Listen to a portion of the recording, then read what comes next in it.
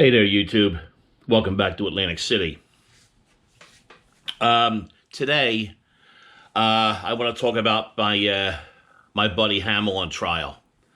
For those of you who haven't been around for a long time, I try to do a Hamell video every 6 months or so, just to promote my friend. And we've been going to see Ed since 1994, and over the years we've gotten to know him. You know, we only know him through his performances. We don't know, we didn't know him in his private life before. But over the years we've become friends, and he's played 3 house concerts for us, private shows.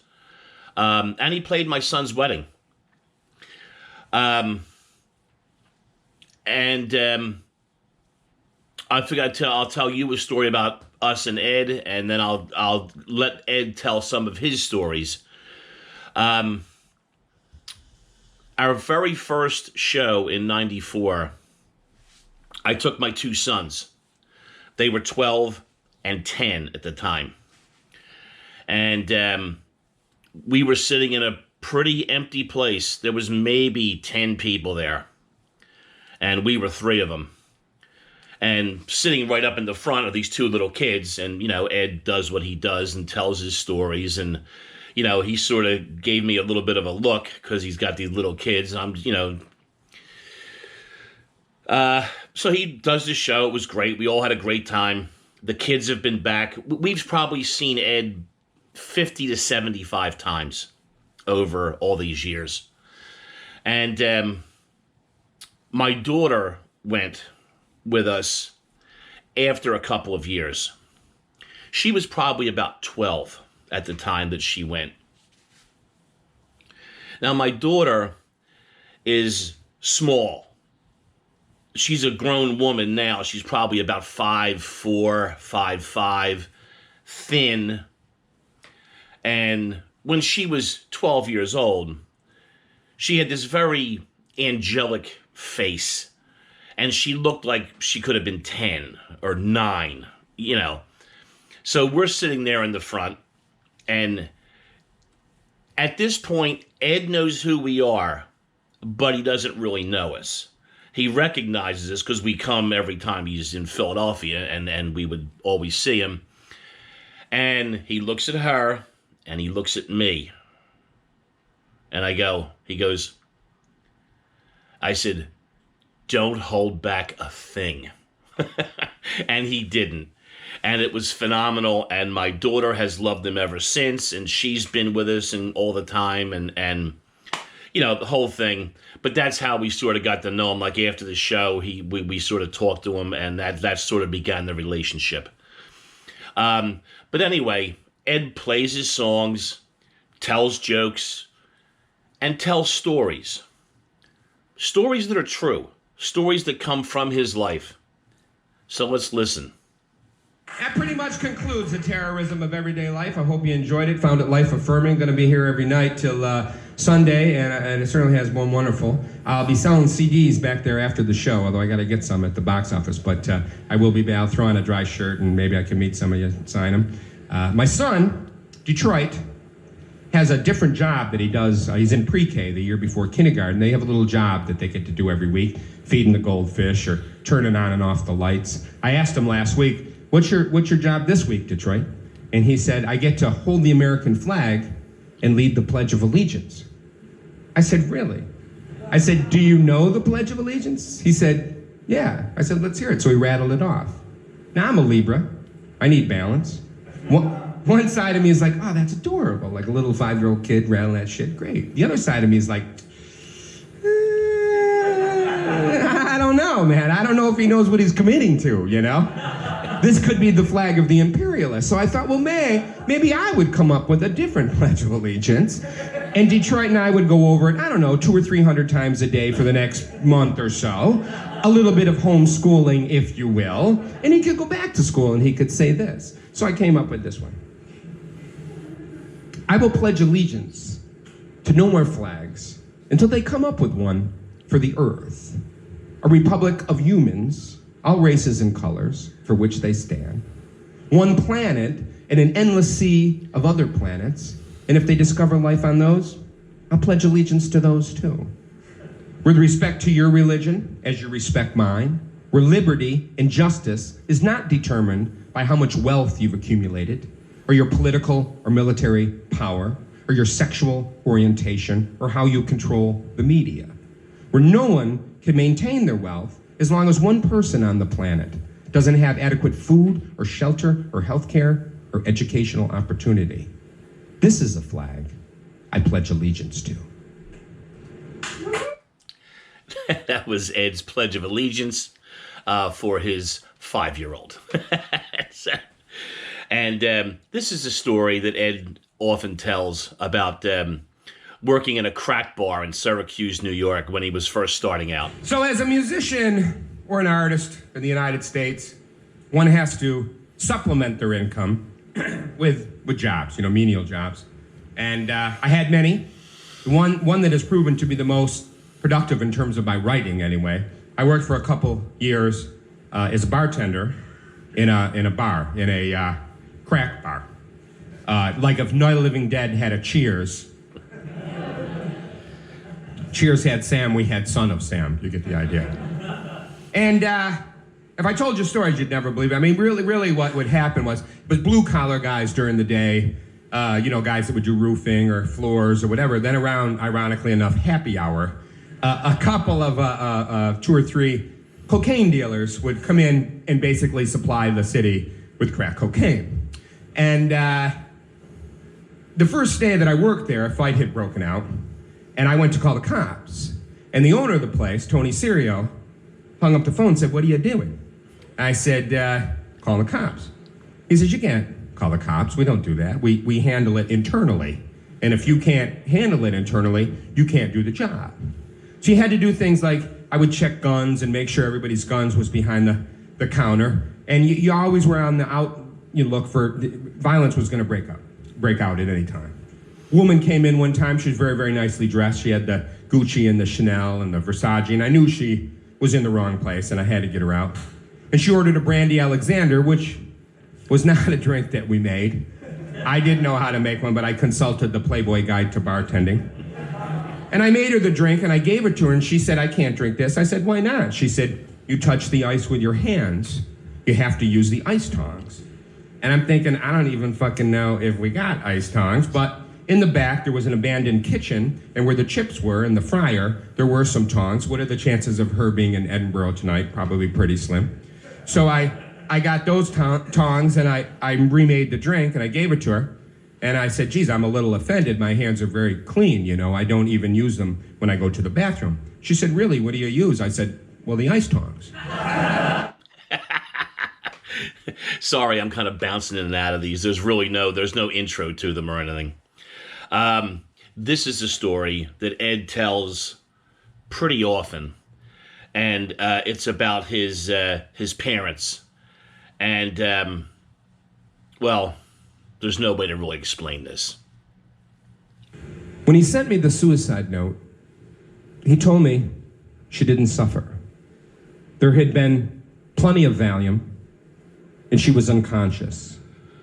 After 50 years of being together, the ups, the downs, the living, the loving, the dreams, the watching the children grow, she no longer recognized him. She no longer recognized herself. My parents were married for 50 years. My father loved her dearly. My mother got Alzheimer's disease. My father killed her, and then he killed himself. And in the suicide note, he wrote me, he said, "If Jesus gives me a hard time about this murder-suicide, I'm going to say to him, 'What did you do to my Ruth?'" Oh, heavy and true. We're gonna wrap up with a with an interesting story that sort of plays as he comes out of his song "When You Were Young." When I first wrote that song, I was performing it in a club that I was working on the show, and I had just written the show. I was doing it in a club in New York City, which did not have a dressing room. You had to dress up in the men's room. I won't mention the name of the club. The Knitting Factory. And there was a guy at the urinal I was toweling off, and he was pissed, and he was really high and really drunk. I didn't know him at the time. We've since become friends. But not because of that. But anyway, so he said, hey, I like that song about snorting a dead guy. And I said, thanks, man, I appreciate that. He said, I never snorted a dead guy. And I was like, well, you're not alone there, you know. That's what makes the song distinctive, you know. He said, I smoked a dead guy once. And there's a line, people, you don't walk away from. You're in at that point, right? So I go, what's up? Because it has a buddy of his that died of AIDS, you know, and he loved him, and they used to get high together. And they had him cremated. They waited about 8 years, and they spread the ashes, and he took a little bit of the ashes, and as a tribute, he put it in a joint, and he smoked it. But as it turns out, there was more to the story. He ended up smoking it with this guy that's homophobic. And the homophobic guy doesn't know he's smoking them, you know? And the homophobic guy starts giving him shit about, I can't believe you touched the ashes, and, you know, he died of AIDS, and who knows what could happen. And finally, out of frustration, he said, fuck you, you're smoking them, you know? And I asked him, I said, did he put the joint down? He says, no, he didn't. And I admired the fact that he was willing to overlook his homophobia to get high. So, as I was growing up and I was playing in these bands, I was hanging around with a lot of musicians, and I was hanging around with a lot of criminals. And I should tell you about my best friend, Pete. My friend Pete can make me laugh like no other man. And he comes up a lot in my material. If you're familiar with Choochtown, he's Bobby in Choochtown. Pete grew up, he was one of 5 Catholic Italian children in upstate New York, where I grew up. And when Pete was 11 years old, his mother embezzled $10,000 from the bank that she worked at, and she moved to Harlem with an African-American guy, which, needless to say, put the family in a bit of a tizzy. Pete started doing heroin when he was 12 years old, and the next 15 years of his life was pretty much dedicated to crime. Now, the good news is that he's been sober for 15 years, and he counsels kids on drugs and alcohol abuse, and they love him. He's a big guy with a big heart. He kind of looks like Mr. T, wears a lot of gold chains. He used to have a mohawk. He started going bald. I was calling it a no-hawk, and he got rid of it. Well, needless to say, his relationship with his mother over the years was a roller coaster ride, up and down. And recently, just before Christmas, she got very ill. And so Pete and his brother Louis and his sister Teresa put her in a hospital, and they waited by the bedside. She was in and out of consciousness. And at one point, after being there 2 or 3 days, Teresa said, I'm gonna go get coffee, and she left. And the mother woke up and said, hey, you kids, just saw Pete and Louis there.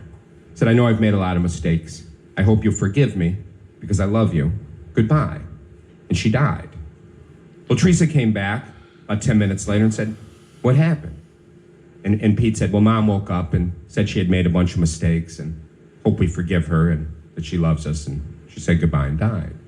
And Teresa said, oh, God, I wish I could have been here for this. What a poignant, profound moment.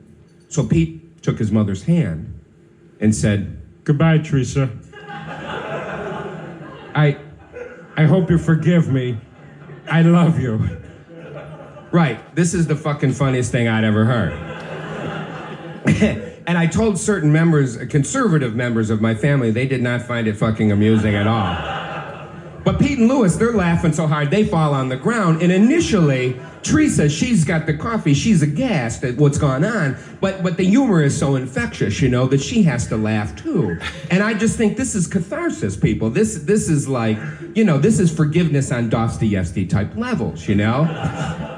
So, when they told me, I was laughing so fucking hard, I had to pull over the car. I couldn't, Pete was telling me, hold on, I was like pissing my pants. I was laughing, you know? So I called Louis a couple days later, just before Christmas. I said, Louis, your brother Pete just told me this story about your mother. This is fucking hysterical. He said, well, actually, there's more to the story. He said, I got up off the ground and said, Mom, I was never able to beat you in thumb wrestling when you were alive. And he thumb wrestled her and then said, best out of 3. So of course I add this to the show, because if you're my friend and you tell me these stories, it's all fair game. Unless you tell me, if you qualify it by saying I fucked a goat, Hamell, don't put it in your show. I'll make a note, goat fucking out, and I'll save the note, you know, but... So I get a call about a week ago. I'm in the car, and it's Pete, and he says, hey, are you putting this story about my mother in the show? And I was like, yeah.